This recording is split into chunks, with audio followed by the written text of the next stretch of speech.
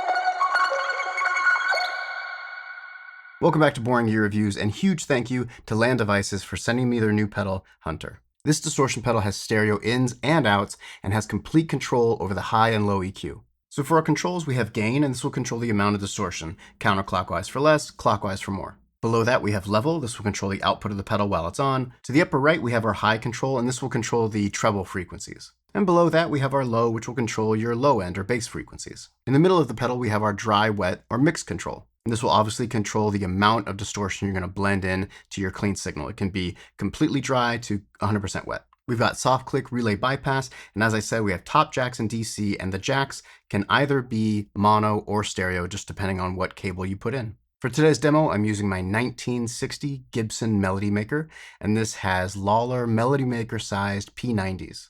Then we'll be running into my Universal Audio Apollo X6, and then into the Soft Tube JMP 2203 amp plugin.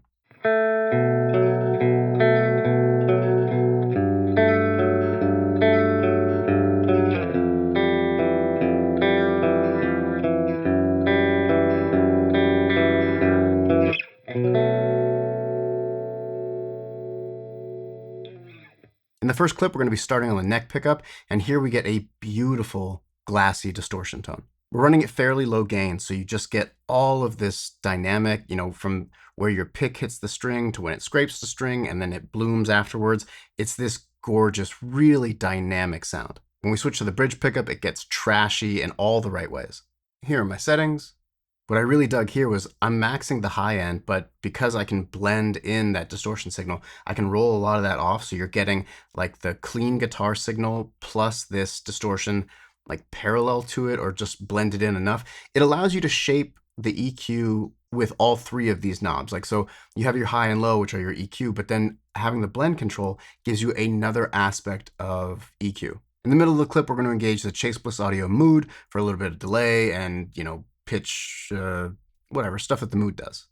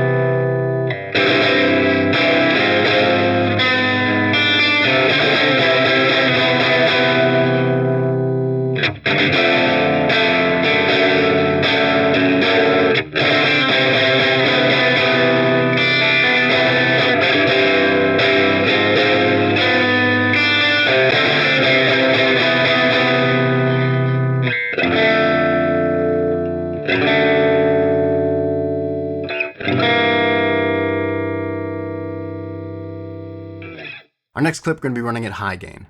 And pause for settings. I'll also be running that into the Moonbow from Land Devices. This pedal is also extremely sick. I've done a full demo. You can check that out if you're interested.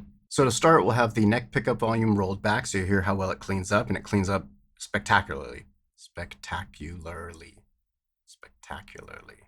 Then we'll hit the bridge pickup wide open, and here it's almost like a fuzz at this point. The way this circuit tends to distort, you get this kind of thick, fuzzy character in like the low end. And because we're able to dial back the highs here a little bit, we kind of avoid any of that kind of sharp, shrill treble we get with a lot of pedals like this. So it ends up being a very abrasive, but still very smooth distortion. Then we'll engage the Moonbow, and these two paired together is rad. Essentially what we're adding here is a little bit more gain, a little bit more top end, and then some resonance. It's a tremendous sound full of tons of dynamic and character and grit and thrash, and just, it's rad. Enjoy.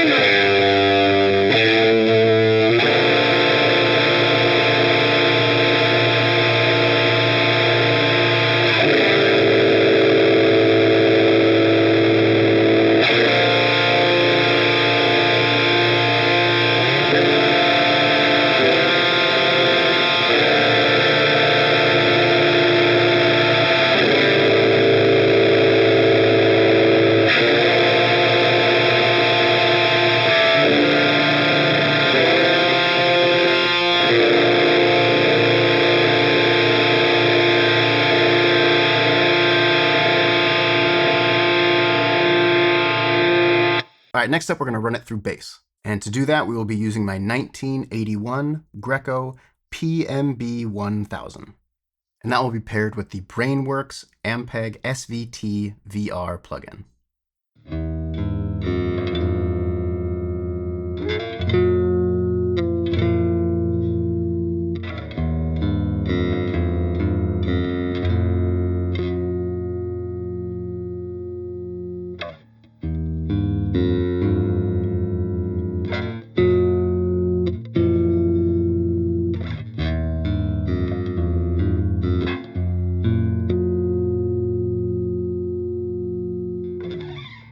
Here are my settings.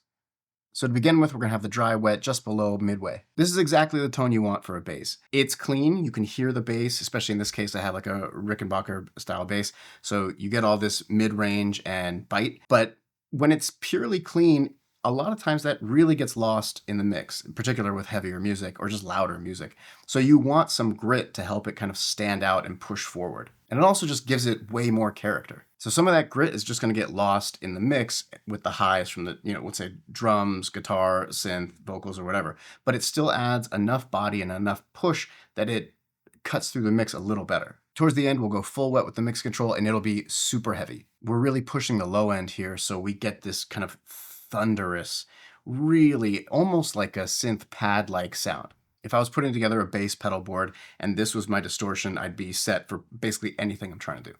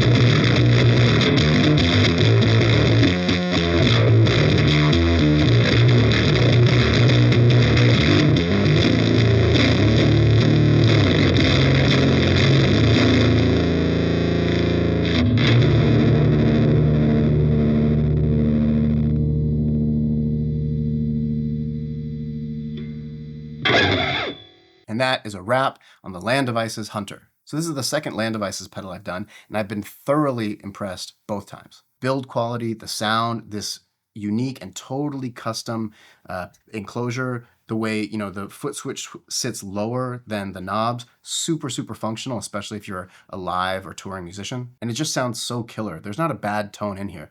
And, initially this was designed for synth and it would absolutely crush there, but you can see how well it handles guitar and bass. I have a sneaking suspicion it would be also rad on drums and vocals. With their pedals, it really feels like studio grade gear. It's so sick. If you dig it, check it out in the links in the description below.